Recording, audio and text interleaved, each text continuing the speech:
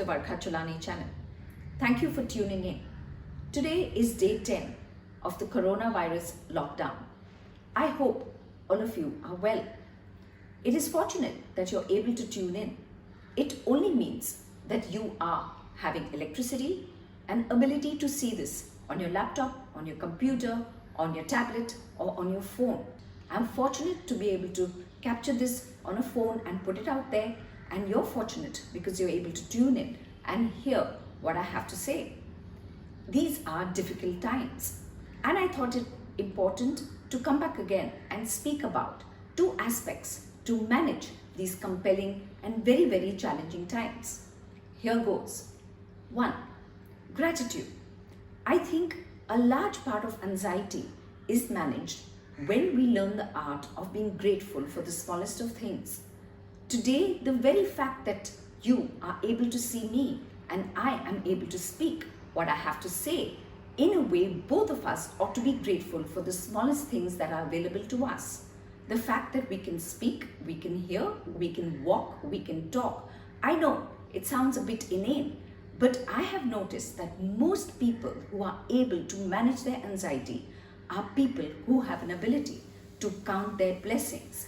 So yes, if you want to manage yourself better in these very challenging times, do start a gratitude journal.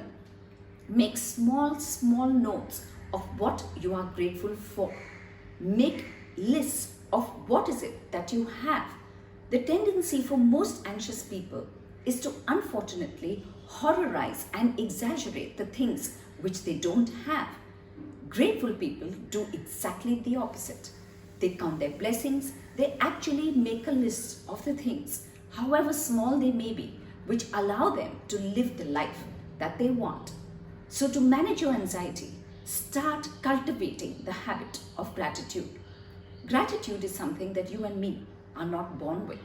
We learn it.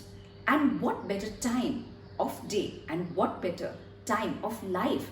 And by gratitude, I mean being thankful for the small nuances. This is a very important aspect of managing anxiety, because experience is not what happens to you. Experience is what you make of the happening. And I would like all of us to make of these very difficult times an art of learning to be thankful, an art of learning to count our blessings, and an art of learning to be grateful for the smallest of things that you and me are very privileged and very, very able to have.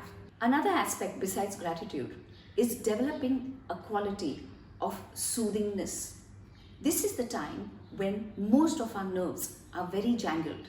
We are already stressed, or rather distressed, with the anxiety of the unknown, the uncertainty of how this is going to pan out. So already we are kind of nerve-wracked, we are tense, we are taut. And soothing is a quality that we all need to also cultivate. You would have noticed when a newborn baby comes into the world, they are swathed, they are sung lullabies to, they are given lovely massages. That helps soothe the baby and calm the baby down to be able to adapt himself or herself to a very, very different world. Like the baby, we need to soothe our nerves and put down those jangled, tense, taut nerves that unfortunately take grip of our mind at this time. How do we do that? We do that by allowing ourselves to be as calm and relaxed as possible. This is the time when you and me are forced to be with people who we otherwise would not be spending so much time with. Most of us would be out at work, doing our own things. Here there is a compulsion and a compellingness to interact with people, sometimes in box-sized houses. You want to soothe your nerves by not unnecessarily getting into irrelevant interpersonal spats, into interpersonal arguments, into interpersonal altercations, which will just make things worse than they already are. So to soothe your nerves, give each other space to be their own person, to pursue things which may bring them some peace. Every individual copes with their own anxiety in different ways. Some read, some sleep, some want to watch endless TV, some clean, some cook. Have a respect that the person using certain methods is actually only using them because for him or her, that is the way for him to soothe his nerves and to calm down. Do not come in his or her way. Respect space, however small that space may be, because in those 21 days, it is important for us to give the soothingness to ourselves, but to also provide it to the members that we now have to cohabit with, for better or for worse.